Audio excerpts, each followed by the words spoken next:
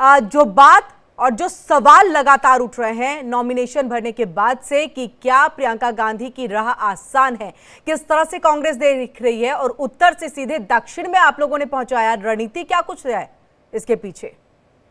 अंजलि जी, कोई रणनीति नहीं है और कोई सवाल ही नहीं है। वन साइडेड इलेक्शन है, क्लीन स्वीप है। प्रियंका गांधी का एक राष्ट्रीय, पूरे गांधी परिवार का राष्ट्रीय स्वरूप है। बार बार भारतीय जनता पार्टी के दक्षिण में गए, वहां से सीट आ गए, वहां छोड़ गए, ये सब बातें सब बेईमानी है गांधी परिवार की। प्रियंका गांधी जी का कोई सवाल नहीं है, कोई अग्नि परीक्षा नहीं है। हम 20 साल से 25 साल से इंतजार कर रहे थे इंदिरा गांधी का अक्स जो है वो पॉलिटिक्स में आए, चुनावी राजनीति में आए। पॉलिटिक्स में तो थी, वो सारे चुनाव प्रचार करती थी एज ए वर्कर, उन्होंने खूब काम किया। लोग उनको इंदिरा गांधी का अक्स देखते हैं उनके अंदर, और इंदिरा गांधी का जैसा नेता देश में हुआ नहीं है। तो ये अग्नि परीक्षा तो चुनाव जीतने के बाद उनकी होगी। संसद में जाके वो शेरनी की जैसे जब दहाड़ेंगी तो इंदिरा गांधी का अक्स जो पब्लिक उनमें देखती है वो उसको कितना उसको अपना कर पाती है, ये चीज देखने वाली बात है। दूसरी नहीं, लेकिन वरुण जी, इंदिरा गांधी का अक्स आज से तो नहीं दिख रहा है, इससे पहले से दिख रहा था, फिर देर क्यों हो गई? मैंने आपको कहा 20-25 साल से हम इंतजार कर रहे थे, लेकिन अब वो घर परिवार की बात है, आप किसी की फैमिली में तो घुस नहीं सकते, इंटरफेयर करना भी नहीं चाहिए। तो उनका जो निर्णय था उस हिसाब से वो आई है। ये फैमिली का मैटर खासतौर से अब देश से भी तो जुड़ा हुआ है ना।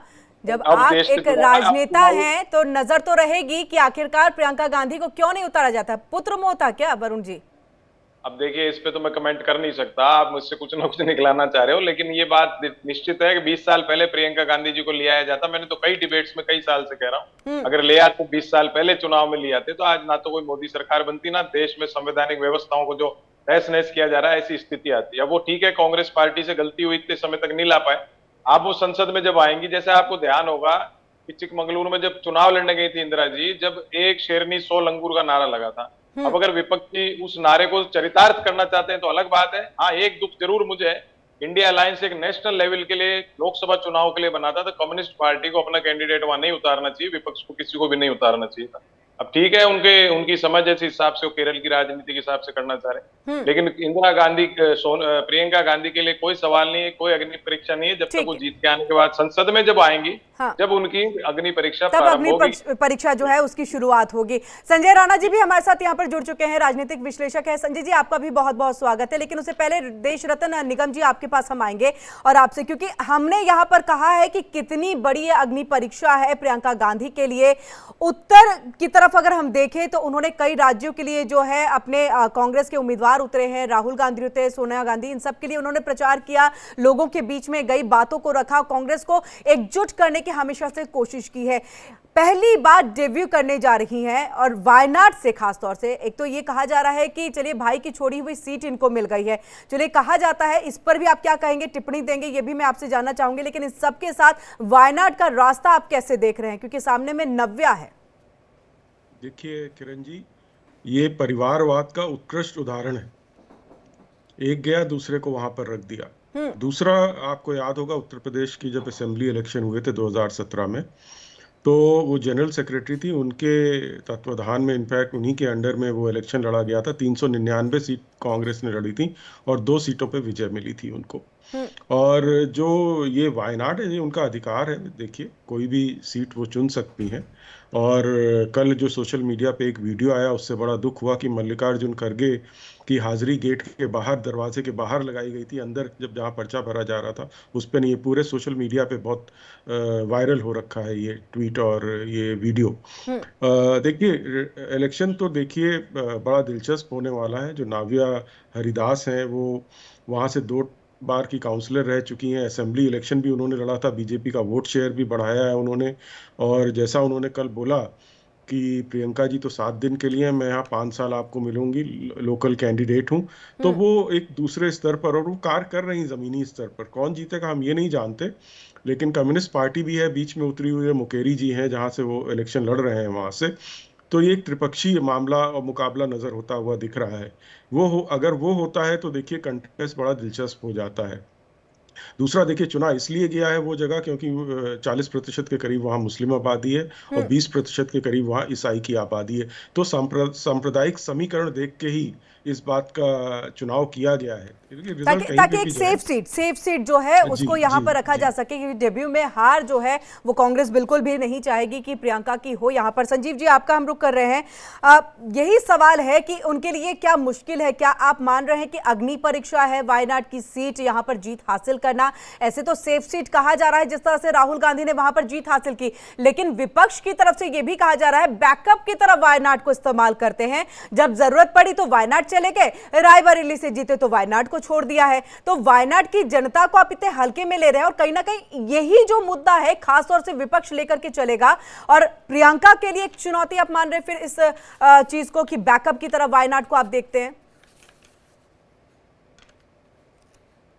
संजीव जी आपकी आवाज नहीं आ रही है, मुझे लग रहा है कि म्यूट है, तो आप अनम्यूट कर लीजिए उसे। जी मैंने कहा कि विपक्षी पार्टियां तो निश्चित तौर पे कांग्रेस पार्टी के सुर में सुर नहीं मिलाएंगी, वो ये बात कहेंगे ही कि बैकअप के तौर पे प्रियंका गांधी। लेकिन ये मत भूलिए कि वायनाड में राहुल गांधी पिछली बार चुनाव जब जीते थे तो तकरीबन 3,67,000 वोटों से वो चुनाव जीते थे। तो निश्चित तौर पर बहुत मजबूत पकड़ के साथ साथ, और ये कहना कि दक्षिण से, पूरब से, पश्चिम से, ठीक है आप कहते रहे, लेकिन राजनीति में कोई भी अपनी जीत सुनिश्चित करने के लिए राजनीति करता है और चुनाव लड़ता है। चुनाव लड़ने के साथ साथ सारे समीकरण को देखते हैं लोग। समीकरण यदि नहीं देखते तो फिर नरेंद्र मोदी बनारस नहीं आते। ये कहना बहुत आसान है कि वो वहां चले गए, क्यों राहुल गांधी वायनाड क्यों चले गए, तो नरेंद्र मोदी वायनाड से जाके एक बार लड़के दिखा दे। तो निश्चित तौर पे समीकरणों के आधार पर राजनीति चलती है। टाइमिंग भी बहुत मायने रखता है, और ये बात जितने भी लोग हैं, शायद देश रत्न निगम जी भी इस चीज को मान के चल रहे होंगे कि एक तरह से जीत सुनिश्चित है कांग्रेस पार्टी की, और इसी तरह से जो 2 अंकों का आंकड़ा है वो 3 अंकों में परिणत होता हुआ दिखाई देगा। वो 99 से 100 के बीच में ये आंकड़ा जाता हुआ कांग्रेस पार्टी का दिखाई देगा। रही बात प्रियंका गांधी की, तो प्रियंका गांधी के बारे में हम सिर्फ इतना ही कहेंगे कि जहां तक स्वीकार्यता की बात है, प्रियंका गांधी वाक्पटुता में भी बहुत माहिर है, लोगों से कनेक्ट भी बहुत शानदार तरीके से करती हैं, वो जवाब देने में भी विपक्षी पार्टियों को बेहतरीन तरीके से। कई बार राहुल गांधी से चुप हो जाती है शब्दों के चयन में, लेकिन प्रियंका गांधी से चुप नहीं होती है। वो बड़ी तीखी और मारक शब्दों का इस्तेमाल करते हैं। मुझे याद है कि एक बार देश के प्रधानमंत्री ने कहा कि आप मेरी बेटी है, तो उन्होंने कहा कि नहीं, मैं राजीव गांधी की बेटी हूँ, आपकी बेटी नहीं हूँ। तो हाजिर जवाबी या फिर लोगों के बीच में जाकर के लोगों के लिए खड़े होने की जो अलग एक अंदाज के रूप में प्रियंका गांधी को जाना जाता है। तो संजीव जी आप ये कहना चाह रहे हैं कि राहुल गांधी में वो टैलेंट नहीं है जो प्रियंका गांधी में है, और एक तरह से कहे तो लास्ट इक्के के तौर पर जो है कांग्रेस ने प्रियंका गांधी को उतारा है? नहीं, बिल्कुल नहीं, ये इक्के के तौर पे कैसे कह दें, और राहुल गांधी की इससे तुलना भी हम नहीं कर रहे हैं। हमने दोनों भाई बहन हैं, अभी एक लाइन कही कि जिस अगर गलती राहुल गांधी से हो भी जाए प्रियंका से नहीं होती है। हाँ, क्योंकि मैंने कहा शब्दों के चयन में जितनी, राहुल गांधी दिल के बुरे नहीं है। राजनीति भारतीय जनता पार्टी के सामने जिस तरह की राजनीति करनी चाहिए, कई बार वो बिल्कुल साफ गोई से जो बात कहते हैं, भारतीय जनता पार्टी शब्दों को पकड़ के लपेट देती है उनको। लेकिन प्रियंका के शब्दों को लपेटना आसान नहीं होता भारतीय जनता पार्टी के लिए।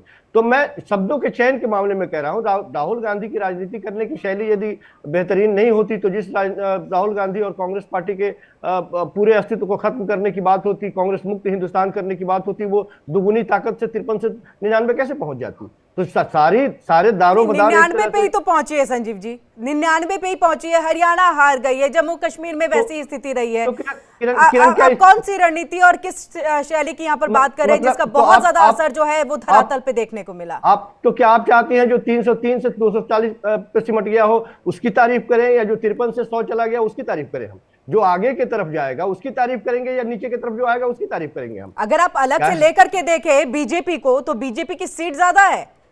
अगर कांग्रेस को अकेले देखा जाए तो 99 है, किसकी तारीफ करेंगे आप? आप 2 नजरिए से इसे देख सकती हैं। एक आगे की तरफ बढ़ता हुआ जनाधार प्लस होता हुआ, और एक का जनाधार खोता हुआ, दोनों में अंतर होता है ना। तो मैं सिर्फ ये कहने का प्रयास कर रहा हूं कि कांग्रेस पार्टी जनाधार को बढ़ा रही है आज के वक्त में, जिसको आप बिल्कुल खत्म कर देने की बात कर रहे थे, और जो 400 पार करने की बात कर रहे थे उनके यहां से नीचे की तरफ सीटों का छक्का और नीचे जाता हुआ दिखाई दे रहा है। मैं सिर्फ ये कहने का प्रयास कर रहा हूं। तो राहुल गांधी के क्षमता पे हम प्रश्न खड़ा नहीं कर रहे हैं, हम प्रियंका के वाक्पटुता की बात कर रहे थे कि वो जिस तरीके से अपनी बात रखती हैं, कनेक्टिविटी उनकी शानदार है। और रही बात सदन की बात, तो ये बहुत बेहतरीन दृश्य होगा कि एक तरफ सोनिया गांधी भी होंगी, राहुल गांधी भी होंगे, और साथ साथ प्रियंका भी होंगी उस सदन में। प्रियंका जो जिस तरह से सवाल जवाब करती हैं बाहर में, सदन में देखना होगा, बड़ा दिलचस्प होगा कि किस तरह से वो बाकी नेताओं के सामने खड़े होती हैं और अपनी आवाज। ठीक है संजय जी आपसे हम समझना चाहेंगे, प्रियंका गांधी को चुनावी मैदान में उतारना इतने सालों के बाद, ऐसा नहीं था कि राजनीति में वो एक्टिव नहीं थी, लेकिन हमेशा से पीछे से उन्होंने पार्टी का सपोर्ट किया है, भाई के लिए जो वोट है वो मांगे हैं, मां के लिए वोट जो है वो मांगे हैं। आप फिलहाल इस डेब्यू को कैसे देख रहे हैं? क्या ये हम मान करके चले कि एक तरह से कांग्रेस के लिए आप क्या मान रहे हैं कि ये एक मजबूरी है या मजबूती है? Good morning to my fellow friends. देखिए, प्रियंका गांधी का एक शिगुफा हुआ करता था आज से 20 साल पहले कि प्रियंका आएंगी तो आंधी ले आएंगी, वो खत्म हो चुका है। देखिए, ऐसा है कि 2022 के चुनाव में क्या हुआ था, 98% सीटों पर उत्तर प्रदेश में जमानत जब्त हो गई थी, जहां पे इन्होंने कहा था लड़की है लड़ सकती हूँ।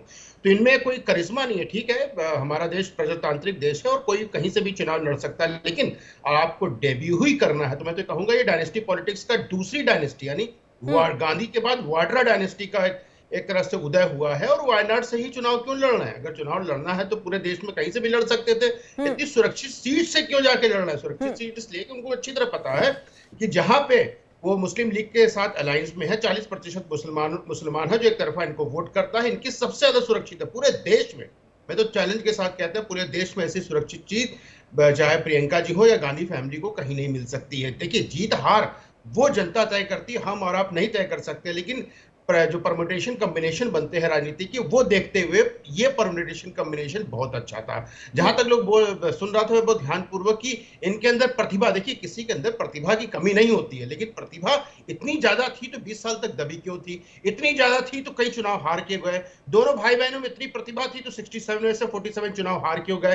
तो आंकड़े कुछ और बोलते हैं, प्रतिभा कुछ और बोलती है। हाँ ठीक है, कई लोग क्या होता है जो कभी एग्जाम में पास नहीं हो पाते हैं, उनको 33 नंबर भी आता है, वो बिल्कुल खुशी के मारे मिठाइयां बांटते हैं। जो लड़का हमेशा 100% मार्क्स लाता है, उसके अगर 98% भी आ जाए तो दुखी हो जाता है, क्योंकि उसकी प्रतिभा में 2% का गिरावट आई है। प्रतिभा में 2% की इजाफा होता तब वो खुश होता है। तो डिपेंड करता है कि आप हाफ भरा गिलास देख रहे हैं, फुल भरा गिलास देख रहे हैं।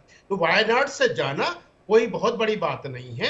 लोग बोल रहे थे वो साक्षात्कार कर सकते, हिंदी इंग्लिश बोल सकते हैं, बहुत सारे एग्जाम्पल आपको मिल जाएंगे जहां पे साक्षात्कार प्रश्न कुछ और पूछा जाता था, उत्तर कोई और देते थे। रामनवमी का उत्तर प्रियंका गांधी जी ने किस तरह से दिया था? राम जी का जन्म हुआ था, उन्होंने बोला था राम जी जीत के आए थे। तो उनके ज्ञान पे तो हम प्रश्न चिन्ह नहीं लगा सकते। मैं फिर बोलता हूँ, ये प्रजातांत्रिक देश है, सबको अपना अधिकार है कहीं से भी लड़ने और जी संजय जी, आपने जो शुरुआती दौर में कहा, मैं उस पर एक सवाल करना चाहूंगी। शुरुआती दौर में जब आपने कहा कि वायनाड एक सेफ सीट है, तो आप यहां पर क्या नव्या हरिदास को, इसके साथ जो है सत्यन मोकरी को जो सीपीआई की तरफ से चुनावी मैदान में है, क्या इनको नहीं आप एक तरह से चुनौती मान रहे हैं? ऐसा लग रहा है कि जो जीत राहुल गांधी को वहां से मिली है, जो प्यार राहुल गांधी को मिला है, वही प्यार प्रियंका गांधी को भी मिलेगा। नव्या हरिदास जिस तरह से 2 बार निगम चुनाव जीत करके आई, वोट बैंक, वोट शेयर जो है, प्रतिशत जो है वो बीजेपी का बढ़ा है, तो कैसे देखते हैं इसे आप? देखिए, जहां तक बात हो रही थी कि आपने प्रश्न पूछा है कि वहां की ज्योग्राफी और डेमोग्राफी और जो कैंडिडेट्स खड़े हैं उनके बारे में, देखिए नो डाउट दोनों जो कैंडिडेट है, चाहे वो एलडीएफ के हों चाहे भारतीय जनता पार्टी की हो, दोनों कद्दावर लोग हैं, बड़े योग्य व्यक्ति। इनके अगर बैकग्राउंड देखा जाए, 2 बार काउंसलर रह चुकी हैं बीजेपी की कैंडिडेट और पढ़ी लिखी इंजीनियर 2007 में पास आउट हुई थी। और उससे अगर तुलना प्रियंका गांधी की जाए तो प्रियंका गांधी और वाड्रा दोनों अगर सरनेम हटा दिया जाए और दोनों को चीजों को हटा देने के बाद तो ये शून्य में आ जाती है, उनके आगे नहीं होती। लेकिन अब डेमोग्राफी को भी देखना जरूरी है। वहां पे 40% मुस्लिम आबादी है, और आप हमेशा याद रखिएगा कि मुस्लिम जब आबादी होती है तो ऐसा नहीं कि वो प्रियंका वाड्रा को वोट देने जा रही है, प्रियंका वाड्रा को इतना चाहते हैं, राहुल गांधी को चाहते नहीं। उनका एक उद्देश्य होता है, किसी भी तरह भारतीय जनता पार्टी को सत्ता से मुक्त करना, भारतीय जनता पार्टी को सत्ता से दूर रखना। उनका जिनका ऑब्जेक्टिव है, 40% एक साइड अगर वोट पड़ जाता है तो आप वोट परसेंटेज कितने? 57। ठीक है, इसका जवाब हम वरुण जी से लेंगे, लेकिन देशरतन जी आपके पास हम आ रहे हैं। जो बात अभी यहाँ पर संजय जी ने कही कि सिर्फ वहां की जनता का मुख्य उद्देश्य होता है कि बीजेपी सत्ता में नहीं आए, लेकिन 2021 में जो हम विधानसभा चुनाव देख रहे हैं, उस समय नव्या को वहां से उतारा गया था। भले ही वो तीसरे स्थान पर रही थी, लेकिन वहां पर वोट प्रतिशत बीजेपी का बढ़ा था, और इसीलिए एक कैंडिडेट के तौर पर, एक स्ट्रॉन्ग कैंडिडेट के तौर पर बीजेपी ने देखा नव्या को चुनावी मैदान में इस बार लोकसभा उपचुनाव के लिए उतारा है। क्या आप भी यही मान रहे हैं जो संजय जी कह रहे हैं, या फिर इससे इतर आपकी कोई सहमति है? देखिए, जैसे संजय जी ने बोला कि लगातार भाजपा का वोट प्रतिशत बढ़ रहा है वहां पर, और उसमें नाव्या हरिदास का बहुत योगदान है। वो जमीनी स्तर पर काम करती हैं, 2 बार काउंसलर रह चुकी हैं। जब असेंबली का चुनाव लड़ा था तो तीसरे नंबर पे आई थी, लेकिन वोट प्रतिशत भाजपा का बढ़ा था। तो ये लगातार बढ़ रहा है। दूसरा, ईसाई वोट में भी सेंध बीजेपी ने लगा ली है वहां पर, और वो बट रहा है, ये साफ देखा जा सकता है। क्योंकि केरला से बहुत सारे जो कद्दावर नेता थे, चाहे वो एंटोनी जी का बेटा हो या और भी हो, वो जो भाजपा में आए, तो वहां पर एक बदलाव की स्थिति ईसाई वोट शेयर में देखने को मिल रही है वहां पर। और दूसरा, लोकल होने के कारण और ग्रास रूट लेवल पे उनकी जो पकड़ है नाव्या जी की, वो बहुत अच्छी है, पढ़ी लिखी है, सब कुछ है, लेकिन मामला टफ है। देखिए, इस मानने में कोई हर्ज नहीं है कि ये टफ मामला है बीजेपी के लिए, लेकिन बीजेपी का जिस तरह से पैठ केरला में बढ़ रही है, धीमे धीमे बढ़ रही है, समय लग रहा है, लेकिन जहां वो 10 साल पहले थे उससे वो आगे बढ़ रहे हैं, और ये मैं एक अच्छी शुरुआत मानता हूं। और केरला के जो हालात हैं, और दूसरा ये भी कहा जाता है, देखिए, जो कम्युनिस्ट पार्टी ऑफ इंडिया है, जो वहां पे बहुत पावरफुल पार्टी मानी जाती है, उसको केरला की सैफरन पार्टी बोला जाता है। जब कांग्रेस से या मुस्लिम लीग से कंपेयर किया जाता है तो कुछ वोट वो भाजपा के काट लेते हैं। तो ये एक त्रिपक्षी जो मुकाबला होने के कारण, क्या ये बीजेपी के कुछ वोट उधर भी जा सकते हैं सीपीआई की तरफ? अगर ये द्विपक्षी होता आती हूँ संजय तो जी। शायद तो वो थोड़ा सा और भी वोट बढ़ सकते थे बीजेपी के। तो ये बढ़ सकते थे। संजय जी अपनी बात को कहिए, उसके बाद मैं वरुण जी के पास चलूंगी। तेज रतन जी की बात से मैं थोड़ा सहमत भी हूँ, थोड़ा असहमत हूँ। देखिए, ऐसा होता है, केरला प्रोस्पेक्टिव से राजनीति अलग हो जाती है, वायनाड प्रोस्पेक्टिव से राजनीति अलग हो जाती है। केरला प्रोस्पेक्टिव से देखेंगे तो नो डाउट साउथ में बीजेपी का इजाफा हुआ, वोट परसेंट बढ़े हैं और काफी अच्छी परफॉर्मेंस रही है। लेकिन वायनाड का अगर ज्योग्राफी या डेमोग्राफी देखे तो वहां के जो वोटर है, जो वोट परसेंटेज है, किस जाति की, जिस धर्म के लोग ज्यादा रहते हैं, उसको देखना पड़ेगा। तो हम यहाँ पे जो चर्चा कर रहे हैं वायनाड प्रोस्पेक्टिव से कर रहे हैं, जहाँ पे 40% आबादी है। अगर 70% वोटिंग होती है तो नो डाउट जो हिंदू वोट है, जो एंटी यूडीएफ वोट है, वो भारतीय जनता पार्टी को मिलता है और एलडीएफ को मिलता है। लेकिन वो कितना मिलता है, इस पे प्रश्न चिन्ह हो जाता है। भाई एक तरफा 40% से आप स्टार्ट कर रहे हैं, उस पर अगर 5 हो गया, 45% हो गया, तो कोई भी चुनाव अगर देश का आप देखेंगे तो 37-38% अगर किसी को भी वोट मिल जाता है तो एक तरफा जीत मानी जाती है। तो 40% बहुत बड़ा एक परसेंटेज माना जा सकता है, और 40% होने के बाद कहीं ना कहीं चुनाव आपके लिए आसान हो जाता है। इसलिए कांग्रेस पार्टी ने देखा है कि आपने इस सेफ सीट को चुना, नंबर 1। नंबर 2, ये पार्टी बोलती है दलितों की पार्टी, और खड़गे साहब हमारे जो दलित राष्ट्रीय अध्यक्ष है कांग्रेस के, वो दरवाजे के बाहर खड़े थे। अरे परिवारवाद इतना इसमें बैठा कि परिवार के वाले ही अंदर थे, परिवार के जो लोग नहीं थे वो बेचारे बाहर खड़े। वरुण जी, 2 राजनीतिक विश्लेषक ने इस बात को यहां पर उठाया कि देखिए, मल्लिकार्जुन खड़गे अध्यक्ष है पार्टी के और उनको दरवाजे के बाहर आप रखते हैं।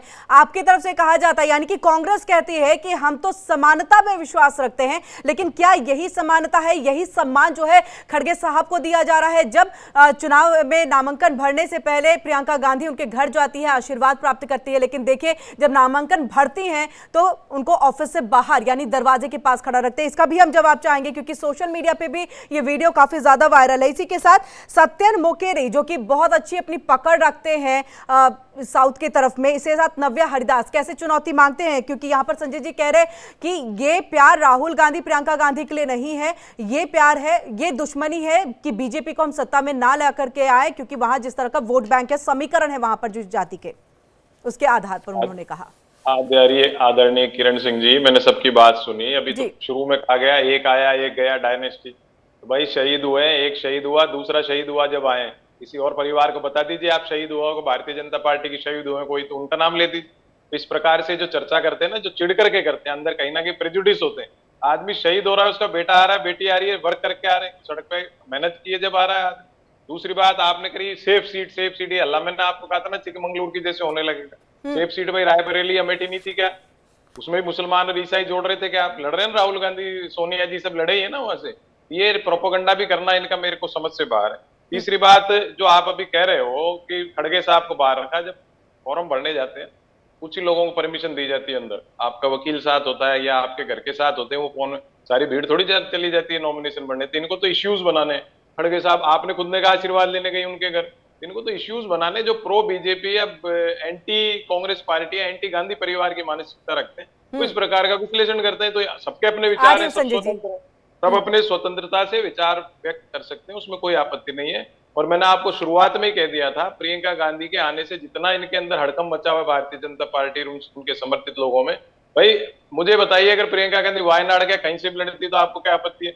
ये इनको आपत्ति इसलिए कि वो इंदिरा गांधी का अक्स नजर आता है। इंदिरा गांधी का अक्स जब था, इंदिरा गांधी जब थी, तो भारतीय जनता पार्टी कभी सत्ता में नहीं आ पाई। और ये बार बार जो सेफ सीट, ये जितने भी अपनी बातें कर रहे हैं ना, तो अटल जी अडवाणी जी का युग याद करिए, पार्टी विद द डिफरेंस था, इसलिए लोग उनकी रेस्पेक्ट कर देते हैं। आज जब शिक्षा की बात की, नव्या इतनी पढ़ी लिखी है, अरे भाई प्रियंका मोदी जी बहुत पढ़े लिखे हैं, मोदी जी बहुत पढ़े लिखे हैं ना, सबको पता है क्या क्या डिग्री है उनकी। इस प्रकार की बातें वही करेगा। मैं तो मोदी जी के लिए नहीं बोला, इन्होंने कहा इसलिए जवाब दिया। तो जिसके अंदर कहीं ना कहीं किसी के प्रति कोई मतलब अच्छी भावना नहीं होती, या प्रेजुडिस्ड होते हैं, या जलन हो रही होती है, जेलसी होती है, वो ऐसी बातें करता है। मैं तो किसी के लिए करता नहीं हूँ। मैंने कहा वन साइडेड चुनाव है, इसमें कोई नहीं, उन्होंने अपनी बातों को रखा है। संजय जी कुछ कहना चाहते हैं वरुण जी आपकी बात पे? जवाब दे दिया जी, आपकी बात पे कुछ जवाब देना चाहते हैं संजय जी? जी जी। वरुण जी हमारे बड़े भाई हैं, बड़ा सम्मान है इनका, लेकिन हमेशा याद रखिए कि ओरिजिनल और जीरोक्स कॉपी में बड़ा अंतर होता है। ओरिजिनल कभी जीरोक्स नहीं हो सकता, जीरोक्स कभी ओरिजिनल नहीं हो सकता, नंबर 1। नंबर 2, जब शिक्षा की इशारा बात किस करते तरफ, हैं, इंदिरा गांधी और प्रियंका गांधी? बिल्कुल, मैं तो मुंह में बोल रहा हूँ, जीरोक्स कॉपी है प्रियंका गांधी। बाल रंग लेने से, बाल सफेद करने से इंदिरा गांधी नहीं बन सकती। इंदिरा गांधी संजय जी, जीरोक्स कॉपी तो मान ही लिया आपने, मैं तो खुद ही कह रहा हूँ, आप जीरोक्स कॉपी मान लो, अग्नि परीक्षा संसद में हो जाएगी, पता लग जाएगा इंदिरा गांधी का है कि नहीं है, और जहां वो तो प्रूव करेगी ना। सर सुन लीजिए ना सर, शिक्षा की बात हो रही थी, वार्नर तो राहुल गांधी साहब ऑक्सफोर्ड से पढ़ के आए थे। ऑक्सफोर्ड ने खुद लिख करके दिया था कि राहुल गांधी नामक व्यक्ति कोई भी मेरे यहाँ से ग्रेजुएट नहीं हुआ है। मैं चैलेंज करता हूँ, मेरे ऊपर केस कर दीजिए जाकर के। तो मोदी जी से कंपेयर कर रहे हो, मोदी जी की बोलो ना, राहुल गांधी क्यों बोल रहे हो? आप तो प्रियंका गांधी और नव्या का कंपैरिजन कर रहे थे, तो मोदी जी का कंपैरिजन करो। प्रधानमंत्री क्या शिक्षा है? किसी की शिक्षा पे राजनीति में कभी क्वेश्चन नहीं करते। अंगूठा छाप भी होता है ना, वो भी जन नेता बन सकता है। इन्होंने बोला, मैं कुछ नहीं बोला था। नंबर 2, बता दीजिए प्रियंका गांधी की योग्यता क्या है? क्लास 12 पास नहीं है। आप बताइए, मैं बोल रहा हूँ पे केस कर दीजिए जाकर कांग्रेस। आप समझने का प्रयास करो, जरूरी नहीं है क्लास पास होगा जो राजनीति करेगा। ऑक्सफोर्ड यूनिवर्सिटी ने 2008 में एक लेटर लिखा था, जिसका जवाब दिया था। उसने बोला था हमारे यहाँ से कोई इस व्यक्ति नाम का ग्रेजुएट नहीं हुआ था। अब भूल जाते हैं। अब बात करते हैं कि भाई इनके अंदर क्षमता और क्षमता ना होने की। देखिए, ऐसा होता, अगर क्षमता होती ना, तो उत्तर प्रदेश में 98% लोगों के जमानत न जब्त होते, जो लड़की हो लड़ सकती हो, और उसकी इंचार्ज भी यही। और ये देख लीजिए कि अब कितने वोटों से राहुल गांधी साहब जीतते हैं, कितने वोटों से हार चुके हैं पिछला चुनाव। अगर इतनी ही योग्यता होती, अमेठी से क्यों नहीं लड़ देती? इतनी योग्यता एमपी से क्यों नहीं लड़ देती? इतनी योग्यता है हिमाचल से क्यों नहीं लड़ दी, जहां उनकी सरकार है? लेकिन क्या है, आपका मुस्लिम लीग का प्यार जो है, आप मुस्लिम आ रही हो वरुण जी? जी वरुण जी, जवाब दीजिए। किरण सिंह जी, जो बात चुनाव हारने जीतने की बात करते ना, मैं इसीलिए आपको शुरू में कहा था, अटल जी अडवाणी जी का क्यों बात मैं बोलना नहीं चाहता स्पष्ट शब्दों में। क्या वो लोग 2 सीट पे आगे, तो क्या उनमें योग्यता नहीं थी क्या अटल जी अडवाणी जी में?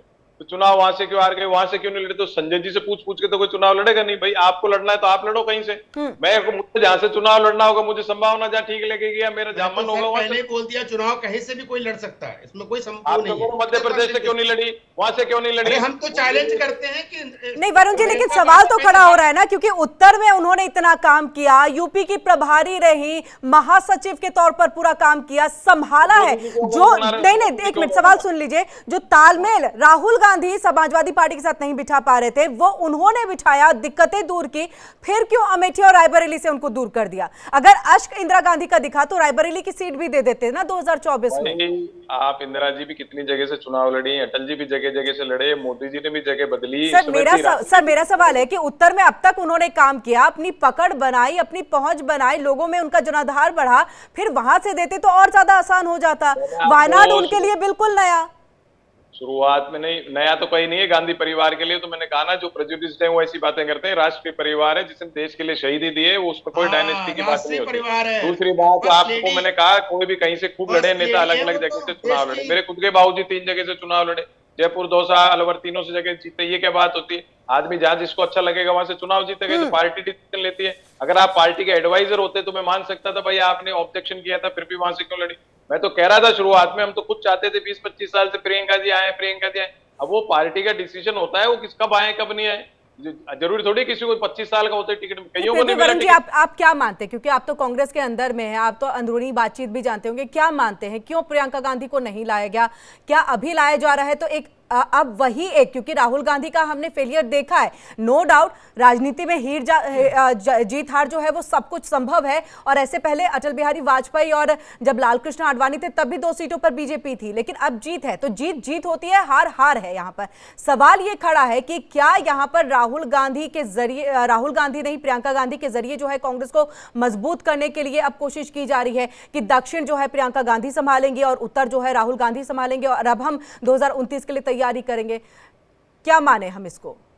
बिल्कुल आप मान सकते हो, बिल्कुल सही कह रहे हो आप। कांग्रेस पार्टी को मजबूती मिलेगी प्रियंका जी जब दक्षिण भारत से चुन के आएंगी, क्योंकि मेडक चिकमंगलुरु सब इंदिरा जी जीत के आई थी। इंदिरा जी जब हारी थी तो आंध्र प्रदेश पूरा यूनाइटेड था, पूरा आंध्र प्रदेश ने साथ दिया। तो प्रियंका संजय जी मुस्कुरा रहे हैं, सहमत नहीं आपकी बात से? आपको क्या प्रेजुडिस आदमी किसी की मजाक उड़ा सकता है, किसी की समस्या क्या है?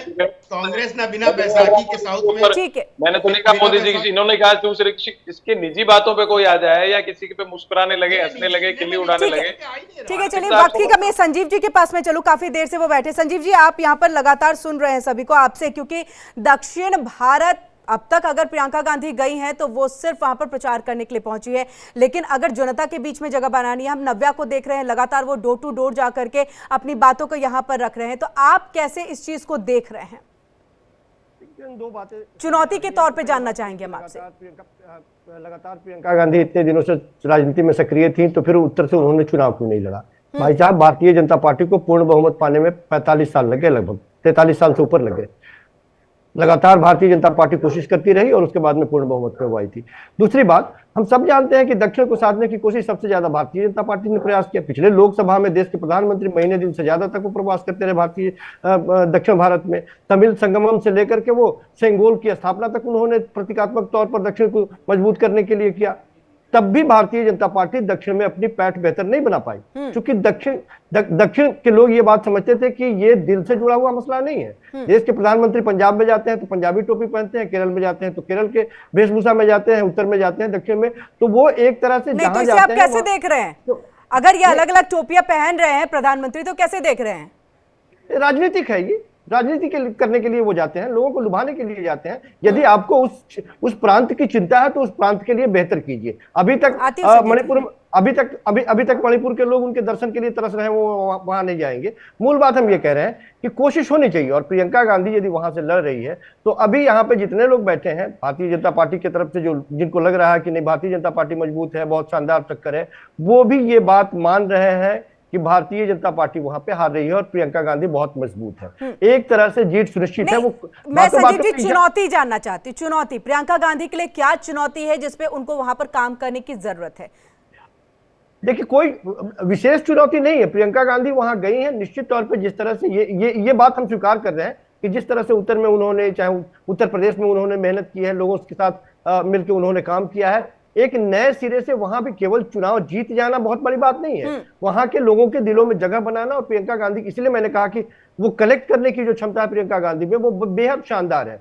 वो वाक्य पटुता के साथ लोगों से बातचीत करती है। ठीक है संजय जी, जल्दी से इसका जवाब दे दीजिए। आप अपनी बात कहना चाह रहे थे, जल्दी से। बिल्कुल, उनके अंदर उनको कनेक्ट करने की बड़ी क्षमता है, और उत्तर प्रदेश में कनेक्ट नहीं कर पाए, इसलिए वो केरला चले गए। नंबर 1।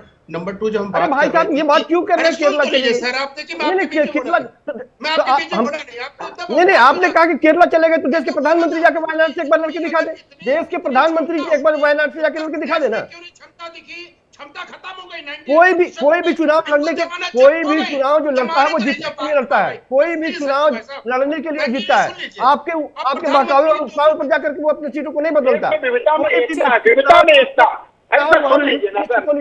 प्रधानमंत्री यदि वाराणसी आते हैं तो वो चुनाव लड़ने के लिए नहीं, जीतने के लिए आते हैं। वो जीत सुनिश्चित देख करके वो आते हैं। प्रियंका गांधी वहां पे कुछ भी काम नहीं करेंगी, दोबारा शकल भी नहीं दिखाएंगी, फिर भी वो आप गारंटी ले, क्योंकि यहाँ का लोग जो डेमोग्राफी है उसको बारना बोल रहा हूँ। ठीक है, बहुत जल्दी से निगम जी एक छोटे से सवाल का जवाब बहुत ही कम वक्त में दे दीजिएगा कि क्या वहां पर नव्या का लोकल होना, स्थानीय होना प्रियंका गांधी के लिए एक चुनौती होगा? बहुत जल्दी से जवाब दे दीजिएगा सर। वो तो है, वो लोकल है और कभी भी कोई भी व्यक्ति उनको अप्रोच कर सकता है वहां पर। और दूसरा, अभी जो बात कर रहे थे जेरोक्स कॉपी की, जेरोक्स कॉपी से चरित्र और व्यक्तित्व नहीं दर्शाता, ये हमेशा ध्यान रखिएगा। ठीक है, ना टैलेंट